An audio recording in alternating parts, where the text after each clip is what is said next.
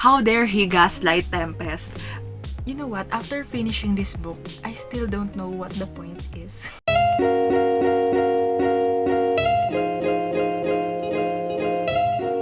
Hello everyone! Welcome back to my channel. This is Sinag and welcome to a new reading vlog. I got this idea because I've seen in my TBR that I have a lot of Christina C. Jones's books in there.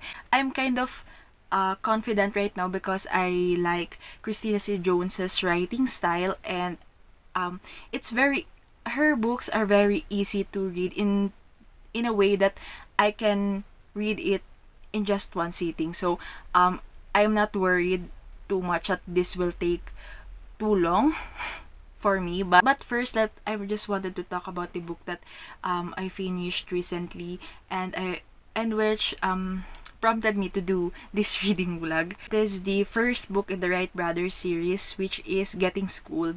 Well, actually, I think last week I have read the third book in this series because I don't follow the the chronological way of reading books, especially if it's contemporary, connected standalone. So I don't care much about the chronological order of the books. But I finished reading the third book last week, and I believe I made a video or vlog review about it, so I'm going to link it in the description down below and in the eye above for you to check out. But TLDR, I don't like it, and it's a one-star read for me. So to be very honest with you, I was a bit skeptical at first picking another Wright Brothers books because I had a very bad first impression with the third book, but because the third book basically is miscommunication, that's it. And talk about the this book being the first book in the Wright Brothers series. I think this one is great because this one has, at least for me, in my very personal subjective opinion, this one has all the, not all, but has most of the things that I like in a book. This one has a great banter. Then the main characters, Jason and Reese, you can really see their chemistry with each other, and there are nuance with their interactions, and the angst is just the right amount. And then they also have a very healthy and open communication, unlike the third book, which, anyway, we're not talking about the third book. So just like what I said, I like the right amount of angst and banter in this one. It's not too angsty, that to the point that I'm annoyed, and it's not, and the banter feels right for the characters. They are never got to the point that they are being hurtful with each other. Like, their banters are very playful without hurting each other's feelings or going below the belt, so to speak. So I enjoy that. And then I also like how Jason and Reese's personalities complement each other, and how they advocate and practice open and healthy communication between each other, because there are a lot of things that happen in this book that they could easily have a miscommunication, but in this one they really took time, especially Jason. I wanted to take note of that, especially Jason, because he's the one who's always initiating the conversation and basically communicating with each other what each of them thought about, or what each of them feel about the happenings. So I really appreciated that. They are adults and they deal with their problems or with their situations, with whatever life throws at them, maturely, in an adult way, and they talk about it. And I don't know, it's very refreshing to read, especially after reading the third book in the series. That's why it's this book. I don't know if it's just if it's really that super great when it comes to communication, or if the the disappointment that I had in the third book has an effect to how I perceive this book, because since I was heavily disappointed with the third book, upon reading a somehow healthy communication, healthy relationship, I was so shocked. So I don't know if that has a correlation, but right now, I love the communication on how mature both our main characters are, and how they maturely interact with each other, despite their different personality and their unique traits or characteristics as a person by themselves. Aside from that, I wanted to also pinpoint Jason being a great son, and I love that his character in this one is both chill, but he has a side of him that's very serious and very hardworking. He seems like just a cool guy that you would want to be friends with, and I think he will be a great older brother. At least for me, because of his very chill and very chill but playful but serious, but will protect you in a good way. And we also have seen his interaction with I forgot his name, but the third brother, or the hero in the third book. I completely wiped my memory after reading that, but he has a daughter, and we have seen Jason's interaction with his daughter, and I forgot the daughter's name because I listened to it on audio, and I really don't care much.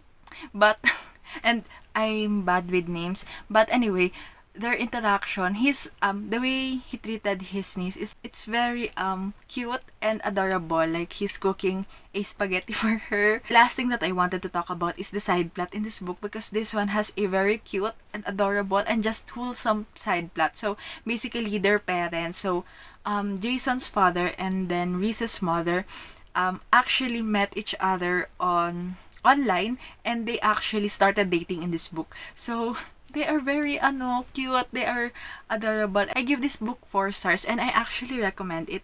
But to be very honest with you, I think I love the Love Sisters trilogy more than this one.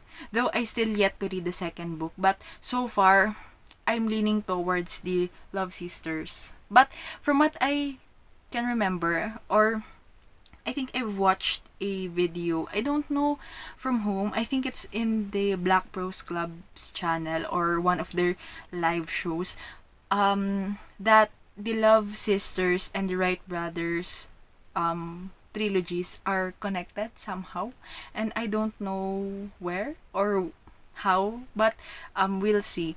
My brain isn't working anymore, as well as my ring light is slowly dying na. So that's my update for this reading vlog, and I'll update you. And I'm currently reading the Reinvention of the Rose by, of course, CCJ. That one I actually seen from Black Prose Club's channel. So that one is actually one of their Naked Readathons group book.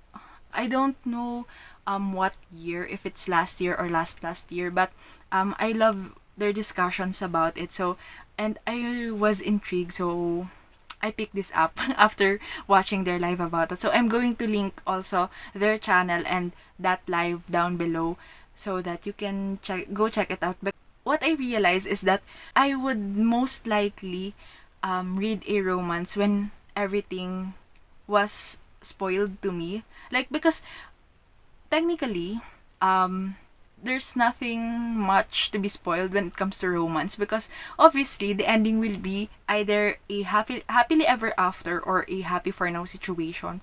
So we can assure that we were going to close the book, or we were going to end the book in a happy note somehow. So that's just my realization, that I would most likely pick a book once I've seen people talk about it, picking it a lot, like all of the spoilery contents that it has.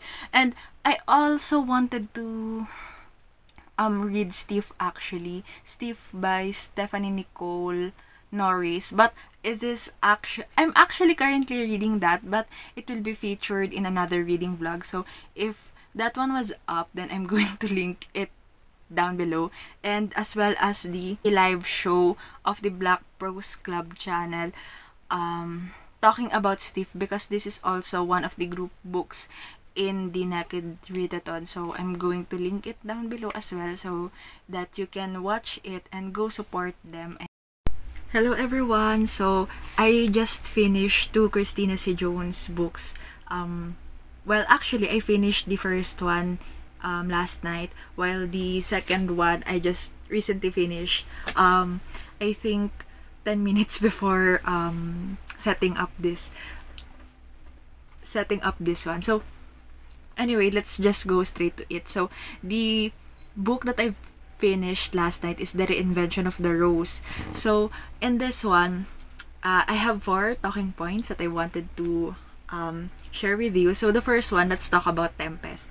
So Tempest is her heroine in this one, and she's a former Rose, or it's not explicitly said in this book, but she's kind of an assassin or a spy, something like that. And I loved her a lot. She's very assertive and she knows her worth. We can see this especially because actually the first, I think, 60% or 70% of the book was focused on the mundane life of Tempest, exploring the neighborhood and meeting Tristan. So we have this major kind of third act conflict, and in that one we've seen her be assertive and stood her ground and really setting her boundaries, especially to Tristan. I like her character development a lot and her journey towards it. So we can see from her actions that she was really traumatized by being a Rose. But I really wanted to see her as a Rose back then. Like, I wanted some throwback chapters. This is the first time that I wanted a book to show me what happened in the past, because usually I don't care about the past. I wanted the present and how the main character or the protagonist will improve their lives. But in this one, I wanted to see even just a glimpse of what being a Rose feels like, and the their operations, or what does she do in her job as a Rose. So I wanted to see more of that. But in this one, we've only see her present or day-to-day activities. And to be very honest with you, I think she's too good for Tristan. So speaking of Tristan, let's now go to his to what I'm going to talk about him. So Tristan is actually described as really hot in this book. But to be honest with you, I find him kind of not well fleshed out like Tempest, which is kind of expected, since this book, I think, focuses a lot on Tempest and her reinvention as a person, as a human being, and distancing herself away from what she is known from the past. But I think Tristan wasn't well fleshed out well. I can't really I can imagine him in Tempest, but compared to Tempest, he is a bit surface level, or I think from what we've known about him, it's a bit surface level. Like, I wish we could have seen more from him, though Miss Christina C. Jones gave us something like the one scene where after they had sex and they are in a bed, and Tempest just woke up because she heard Tristan was having nightmares, I think. And that's some depth in his character, but I wish we could have seen more from him, since this is a romance. So I want both of our hero and heroine to be I want their presence to be equal. Like, I don't want the other one to be much more shown to us than the other. So that's my main critique with the character of Tristan. But I think because the third act conflict and what happened in there, which is what we're going to talk about next. But in the side of Tristan, he really annoyed me at that, because I liked him during the first couple of chapters. During the first half of this book, I didn't love his character, but I liked that he's there, and he's basically being a chill guy, being helpful to Tempest, even though he don't know in what way. Like, he offers Tempest the normality of being just a regular person, without the past being attached to you. So he doesn't know that because he don't know about Tempest's past, but he had the effect, or he had what do you call this, an influence to Tempest in just enjoying the present, or enjoying life, or enjoying her day-to-day activities. So I can give that to him. But during the third act conflict, he's basically was shown to us as a spineless human being, and I really am annoyed with how the way he gaslights Tempest during that time. And to be very honest with you, that really tainted his my perception of him because of that. And take he didn't apologize for it after that. But I appreciate the fact that at least after Tempest really stood her ground and set her boundaries, he was able to learn, or to at least what do you call this, internalize what happened, and really dive deep in his own why does he feel like doing it, and why does he react to the way Tempest reacted. So I don't want to spoil this kasi I don't want to spoil the third act conflict or what happened. So I'm being very vague, but I like that we think we've seen a bit of introspection from Tristan, because I think after that part, he was able to kind of process this, though he's not perfect, and in reality, we cannot change ourselves in just a snap, or once someone told us that we should do this, we can change instantly, which is not true. So I appreciate that we've seen him kind of learning to deal with his internal issues, while also being in a relationship with Tempest, and also being aware of the boundaries in the relationship. So I really appreciate that about him, despite me being annoyed. But so but I liked how Miss Christina C. Jones showed how he learned, and hopefully he was able to execute that well and consistently, and just be a better person and not gaslight other people. So anyway, so let's now go to the third topic, or third talking points that I wanted to talk about, which is the final conversation or confrontation, or the third act conflict basically. So I appreciate Tempest calling out Tristan's actions and gaslighting of her, and really not backing down, while also asserting herself and her boundaries. And I love that we explicitly seen Tempest set the boundaries and told Tristan that this is my boundaries. I will not change them for you. I will not settle for less. Like, it's this or get out of my life, something like that. So I really enjoyed that. And the fact that, okay, it's going to be a little bit spoiler. So the fact that Tristan is still talking to his ex, who he knows is kind of a clingy and annoying piece of shit. Like, why, like, I don't know. He's kind of annoying in that part. It feels like he unknowingly give permission to Naya to become that attached to his life. And I don't know, that I think Tristan also has a fault in that situation, because he was not able to set up or set a boundary between him and his ex.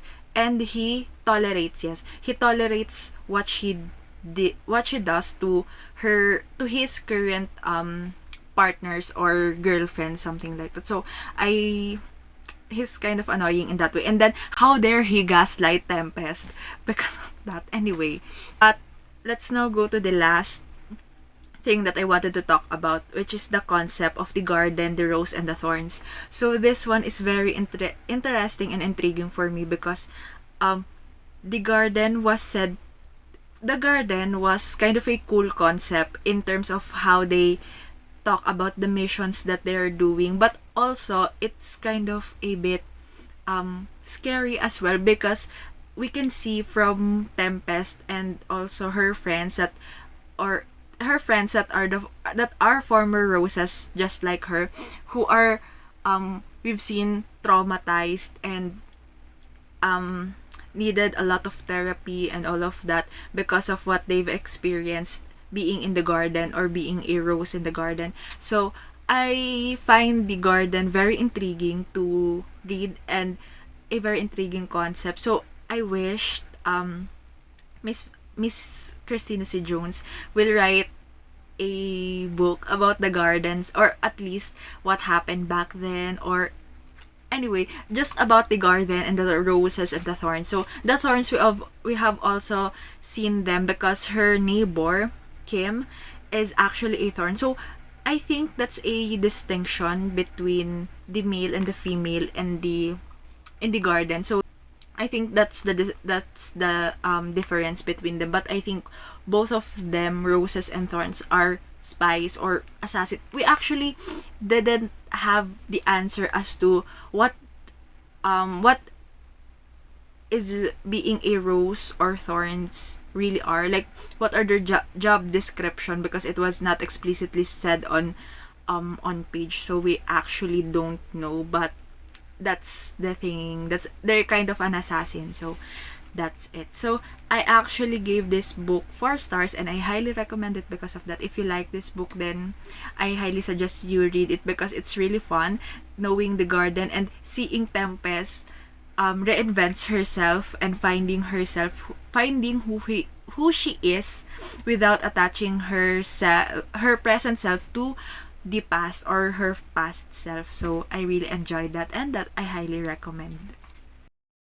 So the last book, or the latest book that I've finished, which is a while ago, is Pulling Doubles by Christina C. Jones, obviously. So this one is the second book in the Wright Brothers series, and this one is about Devin and Joseph. So let's talk about them separately.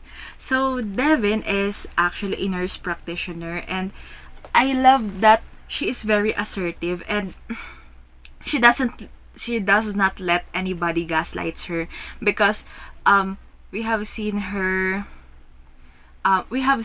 mother to be her mother was gaslighted by her father, but in turn her mother unknowingly gaslights her as well, because of the abuse, at least the emotional and mental abuse that she got from her father. So that's it. So anyway, aside from that, she also has an ex who's kind of a stalker, which is Malcolm, and he also gaslights her, and that's kind of the reason why she broke up with him in the first place. So I like that she was able to stood her ground and really assert herself that I would not let you gaslight me or tell me these things, and I don't want to associate with you anymore. I highly what do you call this? I highly appreciate that. Though I wished we have seen her confront confront her mother about that as well, because her mother also gaslights her. But I don't know, it's kind of a tricky dynamics because her mother was also a victim of being gaslighted and mentally and emotionally abused. But I don't know, I wish she was able to assert herself to her mother the same way she assert herself to Malcolm. So that's the thing that I wanted to say about that.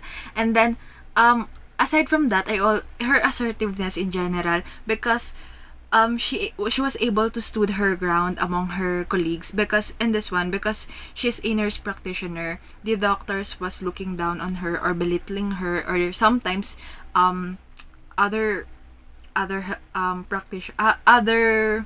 doctors that we've seen in the book, I'm not going to spoil, but the outrightly disrespected her, and she was able to stood her ground with respect and with class without stooping down to those rude person or rude people's level. So though it's kind of hard to read, because though it's kind of hard to read in general, because because it's just annoying when you're just doing your job and people just because they have a higher authority than you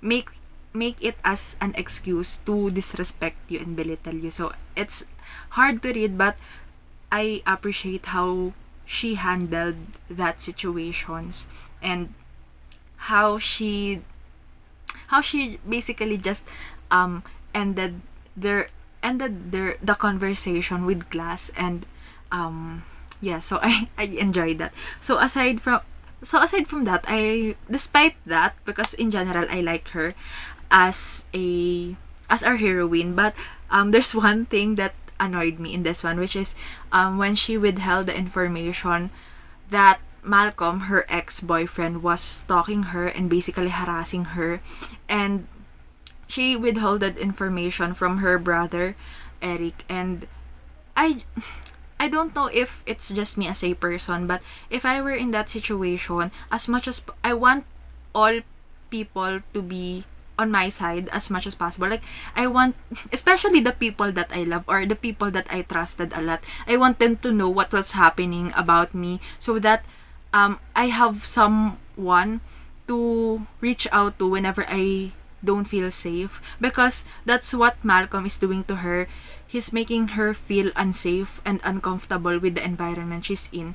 And I don't know, for me, I don't know, maybe that's just me, but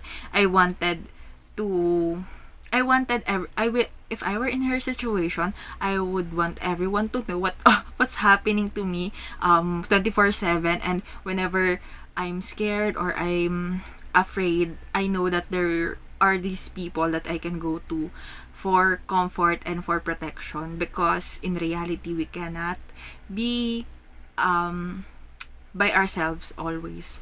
So anyway, that's my only critique of her, aside from her not what do you call this, not asserting herself or setting the boundaries to her mother. So anyway, so let's now go to Joseph. So Joseph is our hero. He's a doctor, and I think he's also the head of the department that they're in, and he's actually my favorite brother, because aside from the fact that he's a doctor, and because me personally, I wanted to become a doctor someday, so I appreciate seeing a lot of medical things, medical situations that happen. Though it's not a lot, but we have seen one during the operation and some medical terms, and I really enjoy that in general, and that's my personal bias. And so yes, so aside from that, he's also very protective to Devin, but in a way that's not controlling and domineering of her. So I basically, he showed us what a healthy protective person looks like, because Malcolm on the other hand, is the complete opposite.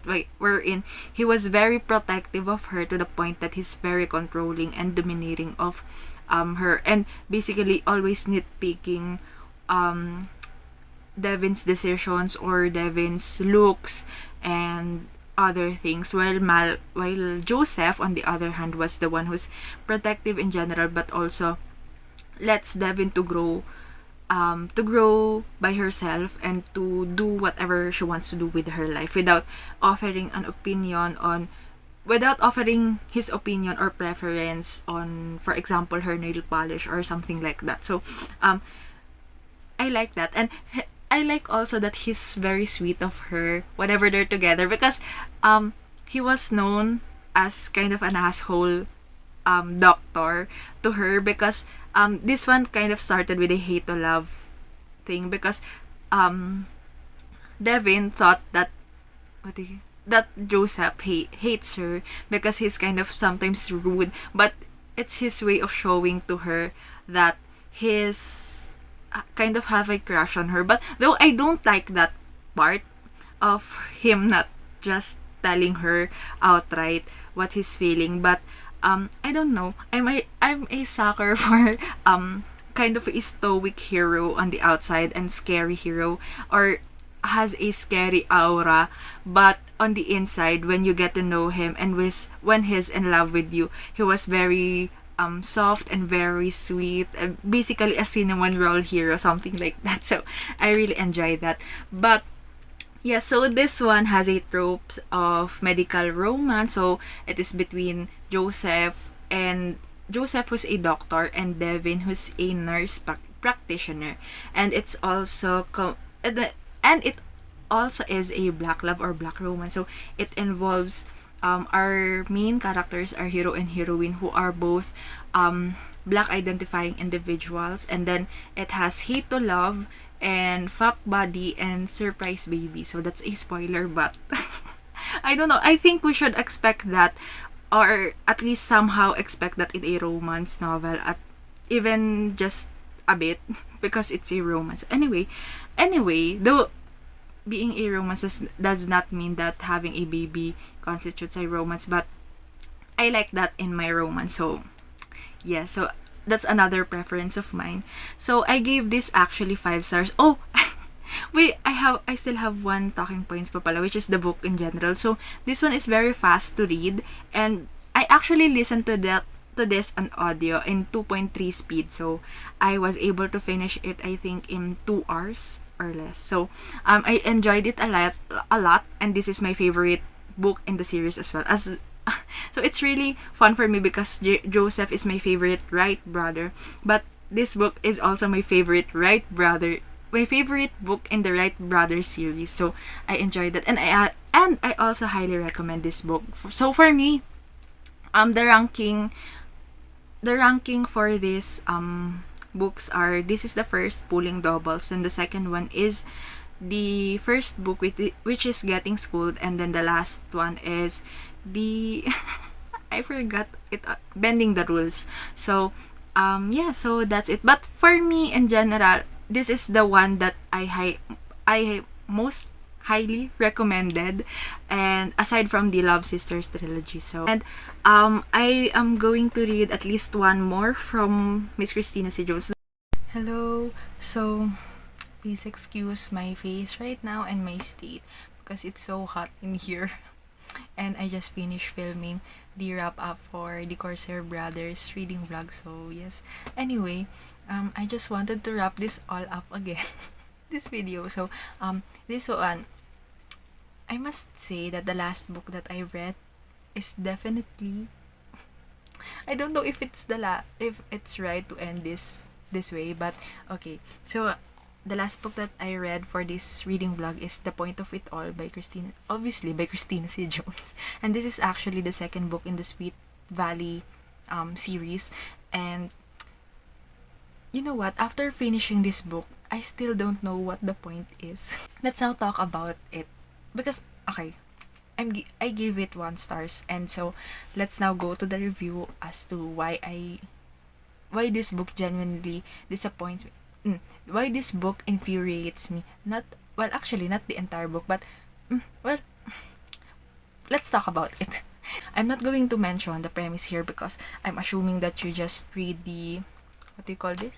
The premise or the back of the book or the Goodreads description. So I'll just go into it. So the first one that I wanted to talk about first is the small town aspect. So I really hated small town things in romance, or not just in romance but in books in general. So at first, I don't really have an opinion about it, but after this one, I feel like I don't like it because personally, from what I've read, small town usually are just an excuse for gossip to pass around, and as a very private person, I don't like that. I don't like people, especially people that are my neighbors or that lives in the same town as me, as mine, knows whatever the fuck I'm doing. So I don't know, maybe it's the Scorpio rising in me, but I want people to just mind their own business. So that's what I am trying to say. And okay, so I just wanted to say it in here, but but that's not what made me give this book 1 star. So anyway, let's now go first to the positive, the only positive in this one. So the only thing that I like in this book is Eva. So she's our heroine, she's our main character, and so before I say something, so I just wanted to say that this is going to have a lot of spoilers, so I'm going to rant. Eva is the only one that I like in this book. So I like that she's taking her own, she's getting the reins back and she's making the best for her life. So this one actually revolves around Eva restoring the wine, the honey branch wine, that was owned by the grandmother of Luke, which is our hero. And the reason for that is because she wants to leave a legacy for herself, because she has cancer. It's stated here that she's dying from it, and she's not, what do you call that? She's not doing any treatments for it. So she's accepting whatever's going to happen to her. So, and the reason for that is because she's seen her mother and grandmother deal with breast cancer before, and how they she felt like they kind of withered. And because of course, when you have cancer, you're going to be doing a lot of chemotherapy and medicine and all of that. And she's seen both of her mother and grandmother experience that, and she doesn't want to experience what they experience. And she basically don't, because for her, she feels like it is selfish for other people to demand her to do things that she knows will hurt her even more, because treatments hurts a lot, not just physically but mentally. So she don't want to do that. And I appreciate that she in this one was basically choosing herself and doing whatever she wants to do and prioritizing herself na, because from what we've known and what she was what was showed to us in the book, she was living a life back then wherein she's not the one fully in control, and now she's taken back the control and she wants to do whatever she wants to do. So I really appreciate that. Now let's go to my rant. So this one, it actually revolves around her illness and her decisions towards it, on what is she going to do with regards to her illness, and then the selfishness that was constantly being brought up in here. So okay, so let's talk about what do I want to talk about. So let's talk about the entitlement of people in her life. So here's the thing. Eva is that feeling okay.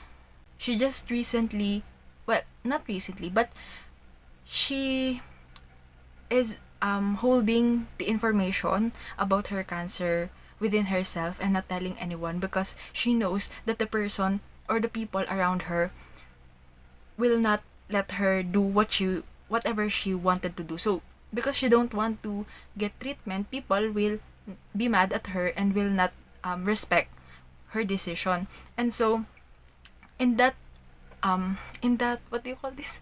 In that palang, um I really am sad for Eva for being scared, because your friends should be the one who's going to support you no matter what. And in this one, it feels like she doesn't have any support system, because she knows that her friends will be the first one who's going to be angry at her, or who's going to judge her upon knowing what she wanted to do. And so aside from that, I am genuinely felt hurt and sad for her. But her friends, her fucking friends, are so are so annoying. And especially Justin, she has a very special place in hell. We overheard the what do you call this? The conversation between Eva and the doctor in their town, Kyle, and she was furious because oh, okay, I'm going to give her a benefit of the doubt. I actually gave her a benefit of the doubt at first, because I place myself in her shoes. If I know that my friend, my very very best friend, kept that that secret or her illness to me, at first I'm going to felt hurt, because we're best friends. You should I assume that we're we're best friends and assume that you trust me, something like that. Anyway, but after I don't know, after reading more of her action, I was like, you know what, you should not be her best friend, because you're a horrible human being, and she deserves better than you. So in this one, kasi after knowing that, after knowing how hurt and how alone Eva feels, this fucking Justin just made it all about herself. Like, you're hurting me. I did not screenshot it, but she was making it about herself. Like, what about my feelings, something like that. And I was like, bitch, you're not the one with the cancer. Why are you like that? After this, they have met on the following chapters, and she's just basically rude. And I don't know, there's this one time where they are in the canteen. They are in a restaurant. I forgot what they call it, but they are in that eating place, and Justin basically said something below the belt. Like, I don't know. And look, at that time, puts her in her place, and like, I loved Luke at that time, but we're gonna talk about him later. But anyway, let's go back to when Justin find out about Eva's illness. So Eva rightfully puts her in her place, like, no, you don't call me selfish, because yeah, that's it. Justin calls Eva selfish for not wanting to get treatment for her illness. But then, and the reason for that is because Eva is the one who was there when she gave birth to her child, Justice. And the reason for that is because her husband died. So she's basically saying or telling Eva that what do you call this? That you're not allowed to. I'm paraphrasing right now. That you're not allowed to die because someone important in my life died already, so you're not allowed to die because you're my best friend. And it's just so fucking entitled, and she's the selfish one. Justin is the motherfucking selfish one, and I'm so fucking annoyed with her. And okay, so I'm getting hit. It's hot in here, and Justin is making me mad. So anyway, and she always tells Eva that Eva is selfish, and I was like, bitch. And it's, instead of supporting her, she just I forgot, it's not mentioned how many days or weeks they are not in contact, but I just, bitch, she's your friend. I mean, okay, I get it. You're mad and you said something that you don't mean to say, but you're best friends. So, and the fact that their resolution was so fast, and Eva is the one who made the first move. I'm so fucking annoyed. Like, no, you should unfriend her. She don't deserve it. I hope Justin will. I don't know, because from what I know, since this is book 2, so there's a book 1, but please tell me if Justin will have a book in this series, because I'm not going to fucking read it. I swear to God. No, I'm not going to read it. And if the first book is worth reading, please comment it down below, because to be honest, since this one is a small town romance, so I'm expecting that the series will revolve around the small town. Okay, so I don't want to talk about Justin anymore. So she annoys me, and I don't like her. I don't like the resolution together, and how she didn't apologize. Wait, did she apologize? I forgot. But I don't like their resolution together. She's a horrible human being, and she don't deserve to be best friends or even a friend to Eva. And Eva deserves better. If I'm going to give this book a one sentence, something like that, I'm going to say that Eva deserves better. And the next one I want to talk about is Luke. So Luke is the hero in this one. And at first, he what do you call this? He sides with Eva, like, okay, whatever you wanted to do, I'll support you, blah blah blah blah blah. And then after, I don't know what happened in that. I forgot what's the catalyst, but but after that catalyst, there's a complete 180 shift, and he was like, no, Eva, you should seek treatment, blah blah blah blah blah. And I was like, bitch, she needs support. Why are you like that? And what annoys me is because what annoys me the most is that this thing, telling her your opinions was okay. I mean, it's not bad if, of course, all of us would not want the person we love to die, and to from what we can see, do nothing. But at least you could approach it in a supportive and loving way, and not just yelling at her face like, no, you should do this, you should do that, you should get treatment, your decision is wrong, I hated that. So I wished, if only, the thing for me is, if only these people in her life, so aside from that, I didn't mention her ex-husband Leon, because he's like Luke and Justin combined. So anyway, so what I'm saying is, if only these people in her life, in her surroundings, approach her in a much more caring, supportive, and loving way, then I think we're going to have, or at least they are going to have, a much more productive discussion. And which is, the thing is, they're, what do you call this, at least look, I'm not going to talk about Justin, because her motivation or her reason why she disagree with Eva's decision is because she's selfish, and she's selfish. So we're not going to talk about that. Anyway, there is Luke's what do you call this, approach, or the reason why he don't want Eva to do nothing.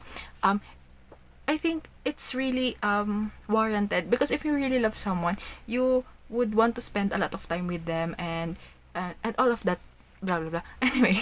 Anyway, it saddens me, because Eva really is in the point in her life where she needed the support more, and she needed someone to be with her, especially during, because she's not just mentally being what do you call this, mentally being affected, but physically as well. So we see her, words, we saw her we saw her being, what do you call this, being tired. These people that should have been supporting you and looking out for you were being so we're acting like children, and acting as if they they are the world, and your world should be focused only on them, and it's just so annoying. And that's what the reason I give this 1 star is, aside from, is because wait, I'm so sorry if this is very chaotic and very I words. Anyway, I just wanted to say that the reason why I give it 1 star is because the resolution. Because the thing is, from what I've said to you, what happened in the book, I mean, it's not bad. I mean, I hope it's not reality too. But what I'm saying is that the resolution of this book, because as you can see, I was angry, and I was not able to vlog myself during that time because I'm genuinely angry, and I don't want to talk about it because I'm just going to just save. I will not have any concise or valuable information to share because I'm just going to cuss everyone. I'm just going to curse words all around. Anyway, so the resolution is too fast for me, and to be very honest, I don't think the people in her life, especially Justin, I don't think she deserves to be in her life still. I don't know if that's an unpopular opinion, but I feel like she was the resolution. I feel like she was coerced, or she genuinely didn't have, she was pressured. That's what I got. That's what I felt. She was pressured to seek treatment. And though even I wanted, of course, I wanted her to be better. I wanted her to be better, but before that, I wanted her to do whatever the F she wanted to do. Because at the end of the day, it's her decision, it's her body. She's the one who's going to be under treatment and chemotherapy, and she's the one who's going to experience all of that and all of the side effects of that. And so, at least for me, whatever her decision is, I'm going to respect it, and I'm just going to support her in whatever she plans to do. And I don't know, I feel like she was forced into doing that without her own realization that she wanted to really seek treatment. I don't know, I don't like how it ended, and it feels like she was manipulated for me. So that's my review of this book. So it's a 1-star read for me, and I still don't know what the point.